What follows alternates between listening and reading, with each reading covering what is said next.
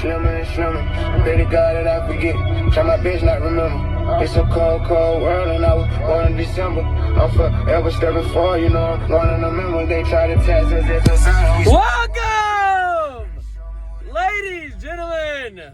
What I've become to known as mostly finessees rather than finessers. We have a couple of finessers in the group, myself being one of them. So you guys, I'm a little bit behind between work and my daughter sleeping a collective amount of hours as Cheese has wins every night. So that's 4 if you're curious. Just a couple of things. I guess I go and get off my chest. It's Turkey Day. It's Thanksgiving, to whom praise the Lord, from whom all blessings flow. I'd like to take this chance to say this message is brought to you by Cheese You're Not Good. And if you need to visit our website, go to Gary, you're 2 games back from the bye week. So last week, we'll go over just a couple of things. It's probably gonna be quick because I'm about to be in a hoop session real fast. I got about 15 minutes, if that. First off, last week, gentlemen, bravo, by far the single most collective, close week we've ever had, bar none. I mean, even the biggest beatdown was 30 points, and that was Evan giving it to Alex in the most disrespectful way possible. Again, Alex, it's getting to the point now where if Joe Mixon is taken even in the first 3 rounds, I mean, it really, I don't know, man. I'm not doing this anymore. But Joe Mixon is the sole reason you are not having success this year. You could have had anyone else in the first round. You could have, I'm telling you, like, by a show of hands,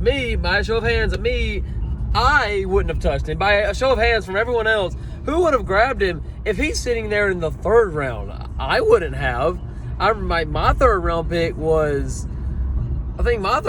Russell Wilson. You think I'm going to pick Joe Mixon over Russell Wilson? I would pick Joe Mixon over Ben Roethlisberger at this point. Like, at least Ben Roethlisberger's on the field, and Ben Roethlisberger, no Clemson, has the easiest schedule in NFL history. So, I mean, I don't know, man. Joe Mixon, he's the sole reason you are not having success. So I hope this is a lesson. Gary, I hope this is a lesson to you that San Francisco running backs, I'm not doing this. Ever since, I don't have time for that this morning.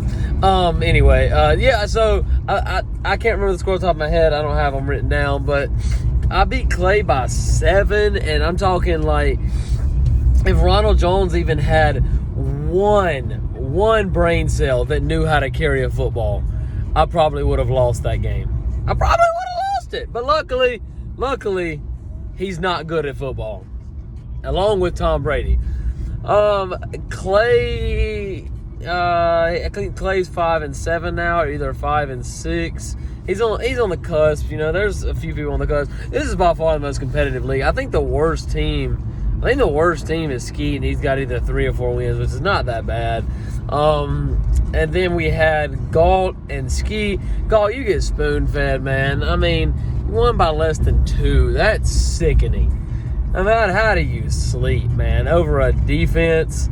And then you were fresh off proclaiming that Brady's the GOAT, but then your defense picks him off multiple times and limits him to a sub-30 game, you know, in prime time. And the dude's 1-3 in prime time this year. Like, I don't know. He's so bad. Like, it's very obvious now at this point, and there shouldn't even be a question anymore that this is a total dependence. It's like a child. It's codependence on his dad, aka Bill Belichick. It's codependence on the environment, aka the system. I just don't even understand how this conversation is not being, exploited on ESPN. ESPN, low key, is like CNN. It's the epitome of fake news. They don't want to address real issues. they keep saying, Lamar Jackson's not very good at football. Okay, yeah. Well, when the offensive line is Swiss cheese, I mean, my guy Ronnie Stanley got paid $130 million on a Friday for 5 years, making him the highest paid offensive lineman in the league. And then he broke his ankle the next Sunday. 2 days later, he got the bag and said, I'm out. I'm not doing it anymore. I don't have to do it. I got my bag. I'm done. So kudos to him. Anyway, I mean, Matt Skura, our center, rest in peace to his job, but he can't hike a ball, and when he's not throwing the ball over Lamar's hand, he's getting COVID. So, I mean, the dude's got coronavirus. Then we put in another offensive lineman to take his spot. Oh, look at that, coronavirus. I don't know if the dudes are sleeping with each other. I don't know what it is. And then Orlando Brown, he's an offensive lineman from Oklahoma. I mean, Oklahoma, need not even go into detail about that team. I mean, so that's really what's happening. Our offensive line is Swiss cheese without the cheese. It's absolute decimate. I mean, and our receivers couldn't catch COVID. I mean, those dudes, Marquise Brown talking about like, oh, why y'all got dogs if y'all ain't gonna let them eat? Well, when I feed my dog, she takes her food. When Lamar feeds you, you drop it. So I don't know what you're talking about. Lamar, just keep doing you. Don't listen to the fake news media. And hopefully once this election is wrapped up for sure, then, coronavirus will indeed go away. So moving on to a couple of scores again. Cheese got beat by Zach. I needed that bad. The fact that Tampa Bay's self-proclaimed defense, they're not good. They're not very good at football. Jared Goff put up 25 to beat Cheese, which I needed, by the way, because Cheese is not very good. He gets spoon-fed. He's had this year coming for a long time, and I've needed it. Trying to think of the one more game. Me and Clay, Evan and Alex. Oh my goodness gracious! It's Calder and Gary. Okay, hey, hold on. This song's a banger. Hold on. If we talking joints, it's just me and David Foster. Bodyguards don't look like Kevin Costner. You tweaking? Just pulled up to Whitney, Houston, Texas for the evening.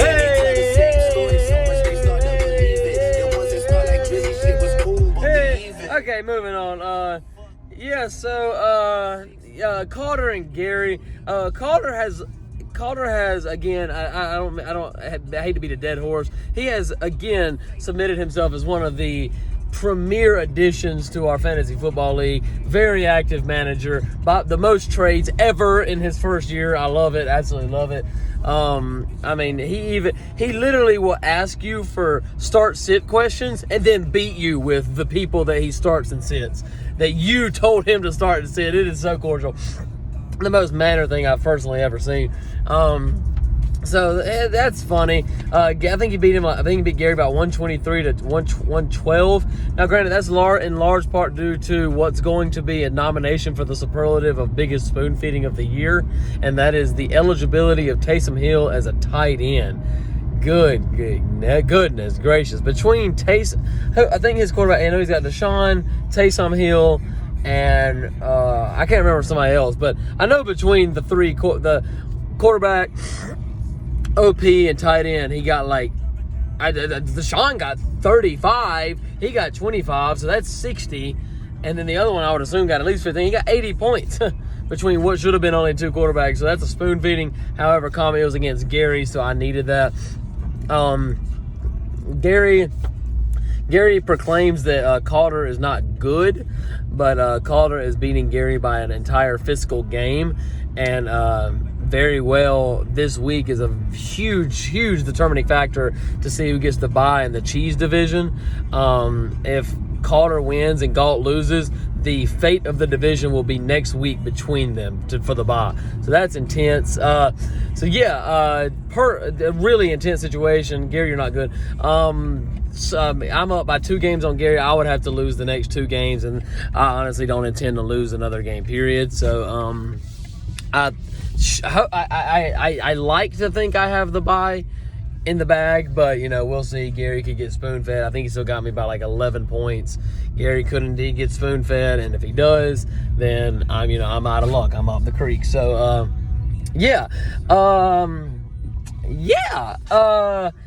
Gary. So listen, as it stands, I've got the bye. I've got the bye again in the no division, and Galt has it in the cheese division. A common theme that just seems to keep occurring. Me and Galt, like, that you other guys are just not very good. Like, it's hard to even be in this league with y'all. It's the me and Galt. I mean, it's just every single season. It's exhausting. I mean, and the sucker's my kryptonite. So, like, I wish you guys would take care of y'all's business so I could play someone else besides Galt every year. But Galt, nonetheless, you know how it is, man. They're not good. They're just not very good. I guess we're going to wrap it up. It's Turkey Day, Thanksgiving. Praise the Lord for on high, from whom all blessings flow. We've got the oh boy.